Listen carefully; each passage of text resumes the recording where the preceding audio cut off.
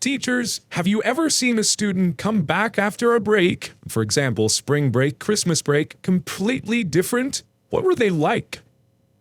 Hey everyone, quick content warning for this video. We are going to be discussing self-termination and trauma in quite a few of these stories, and so if you're sensitive to those topics, just be prepared to hear about them, or you may even want to skip this video, whatever you're comfortable with.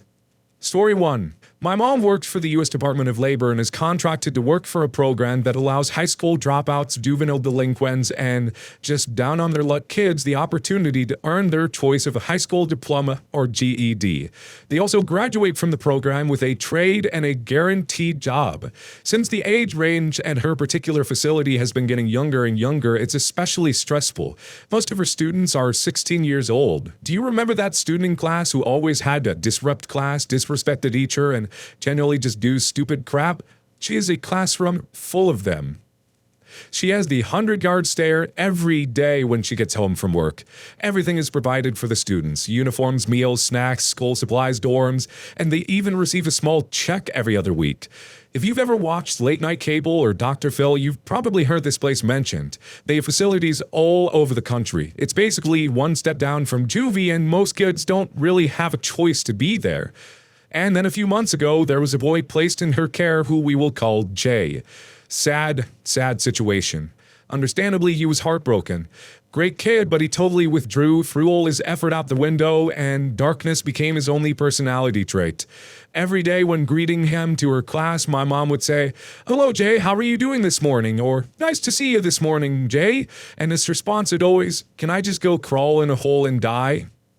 He asked her to buy him a bottle of black nail polish, to which she obliged because she had a soft spot for him. After a week or two, she realized it wasn't just a typical goth phase he was going through. She sent him multiple referrals to the psychiatrist on center, and he was given meds and sent home on a 2-week break. It turns out the only reason he was at this facility was because his mother remarried and his stepfather kicked him out. He had nowhere to go. When he returned from his break recently, my mom said that when he came back through the door, he looked like a different person. He was smiling ear to ear. She asked him if he had a good time off, and he responded, "I finally got to see my mama." It sounds like your mom is doing some really amazing work and trying to help out a lot of these kids, and I'm glad that places like this do exist, because sometimes you hear of kids who end up in juvie and this and that, and they're not given any real good chance. It can affect and ruin the rest of their life sometimes, and to know that there are places like this trying to do their best to help those kids out gives me a little bit of hope, so that's good to hear. Story 2. Not a teacher here, but I've seen this happen to someone who was my friend for 15 years. One Christmas, that's all it took for him to go into a downward spiral and F up his life. He invited his girlfriend over for one Christmas dinner, and she got into an argument with his parents. At the end of winter break, they've broken up, he got a haircut, he had hair like Kurt Cobain, became an alcoholic, and now he knows every cop in the city because they all gave him a fine or locked him up for one night. And that all happened in under 2 months. And I've thought that my life was a crap show. The three of us used to be classmates in elementary. When I went to the elementary meetup about a month ago, I was effing shocked that he didn't come since he was a popular guy. I talked a little bit to my ex-classmates, and they all told me that his ex was a fine, nice person and that there was nothing wrong with her. It was all him. That breakup really effed him up. We all agreed that his life went down to crap, and he had plans to go to the university. He had everything he could wish for: tons of money, a big room, an attic to store all of his stuff in. He lived in a big family house with a huge garden and a pool, and now he got kicked out by his parents. He lives in a crappy 1-bedroom apartment with his fiancée, works 12 hours a day, Monday through Friday, and gets drunk a lot, and he's just 19. I think that there is still some chance for this guy to get fixed. There absolutely is still a chance for this person to get fixed. And for any of you who feel like you've maybe had a downward spiral, you've screwed things up, your life is in shambles or whatever, most of the time, you can fix that. You can work on it. It's not always easy, but you can. I screwed up my life in some pretty big ways when I was younger, and it took a while for me to get through that crap. I've lived paycheck to paycheck or worse for over a decade. And I had worked pretty hard to get through that. But you know what? I did eventually, slowly but surely. And my life is amazing now. I wouldn't trade it for the world. I'm so happy. I have an amazing partner. I have 2 beautiful puppies. It's worth it. So, yeah, I know I'm not commenting on the story aside from that last line, but yeah, there's always a chance that things can get fixed. So, go for it. Story 3. Not a teacher, but in my 8th grade year, a girl had a brain aneurysm over Christmas break. Thankfully, she survived. Was out of school for close to a year. I think she came back before Christmas break freshman year, but I'm not sure. She was a lot different. Her hair was just starting to grow back, she walked with a limp, and her speech was still a bit slow because she had to relearn everything. I remember they had a water jug in the front office where you could donate money for her parents, and it felt like once a month or so they'd have Purple for Bella days where we'd be asked to wear her favorite color to show our support. I remember buying a purple shirt and stealing my parents' spare change just to help out any way I could. Graduation was very emotional because she was still in the hospital, so they had her little sister accept her degree in her place. We had purple balloons. I mean, we were just kids. It was a small school, she was very popular, and few of us had seen anything like this. I mean, I remember when a kid who was set to graduate high school died in a horrific car crash when we were all in 6th grade. I know he had a cousin or 2 in middle school. I remember coming to school the next day to join my class in a group hug because our homeroom teacher was overwhelmed during morning announcements when they announced his death. She'd been very close to him. They dedicated a tree to him in the high school. We're just like that. Story 4. I'm not a teacher, but a rather good friend of mine, Kay, took a sabbatical from school for a year. It was meant to be a family vacation for a couple months and a few more months of rediscovering life for himself, his little sister, and the parents. The family vacation went horribly wrong. His kid sister died of pneumonia, and the parents couldn't keep the marriage together after that. The divorce was fairly amicable, but there was a lot of trauma for Kay, which he just couldn't deal with. He came back to school a year later as planned, but a completely different kid. Where he used to be boisterous and a ball of reckless energy, he was quiet, subdued, and even seemed scared. I don't know if it was pure luck, but the school kids were kind to him, and 3 years later, going back to college, he was almost healed. We're out of college now and still really close friends. He doesn't talk about those years of his life. I can't imagine how hard it is to lose a sibling like that, and yeah, for, the parents, marriage falling apart because of that. That's a kind of tragedy that I think a lot of families can't weather, understandably so, as sad as that is to say.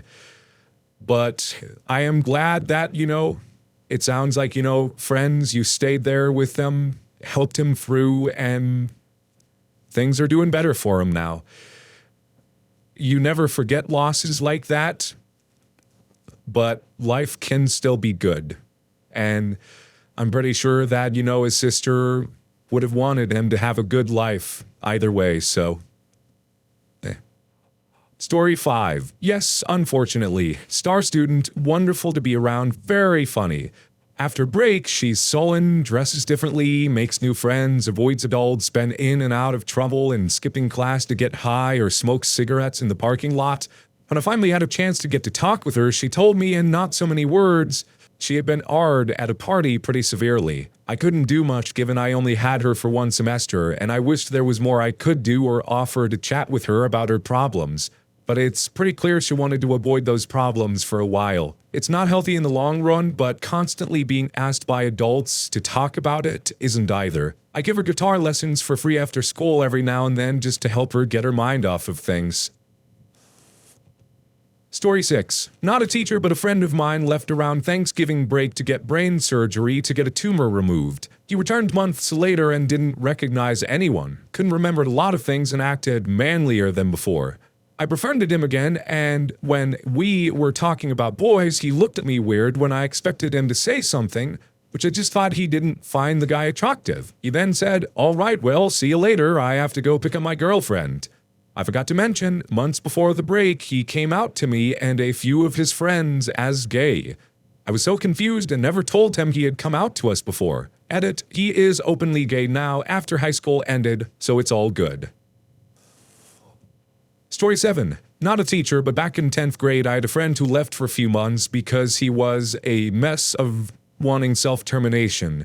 When he came back, he was completely different. He was hyper and was smiling all the time, though having dead-looking eyes.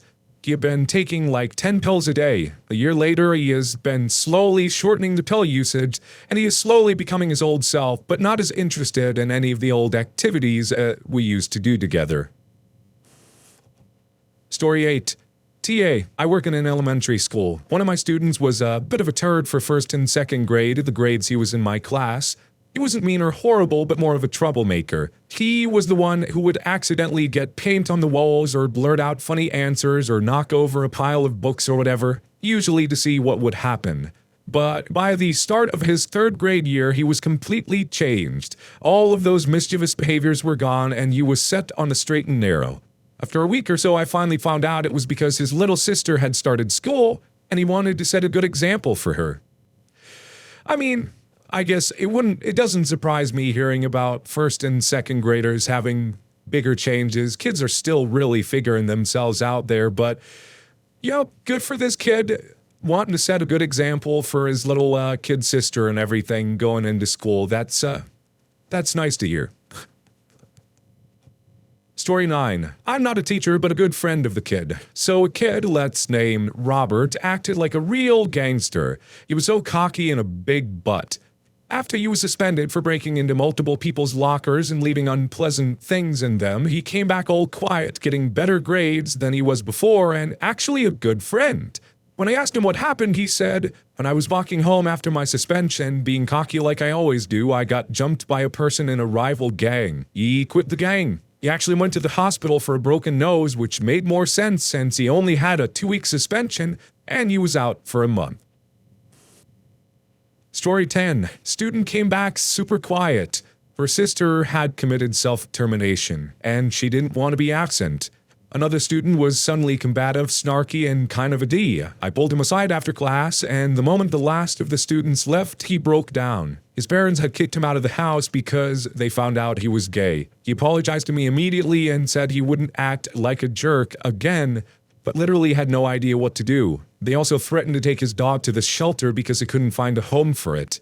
A friend of mine took the dog. The student found a place to crash until he got a job and saved up some money. Teachers who pay attention know when something is off. I have a heartbreaking story every semester. I can totally understand a student just being quiet and having a tough time if a family member took their own life. That stuff is difficult, and folks, if you're going through that, find somebody you can trust to talk to, be it a teacher, a friend, a parent, a therapist. That everyone, I think, needs that when you've gone through something that tragic. And as far as the parents kicking out their kid because they found out he was gay, those are awful parents. I don't care what their beliefs are, if they think it's wrong or whatnot.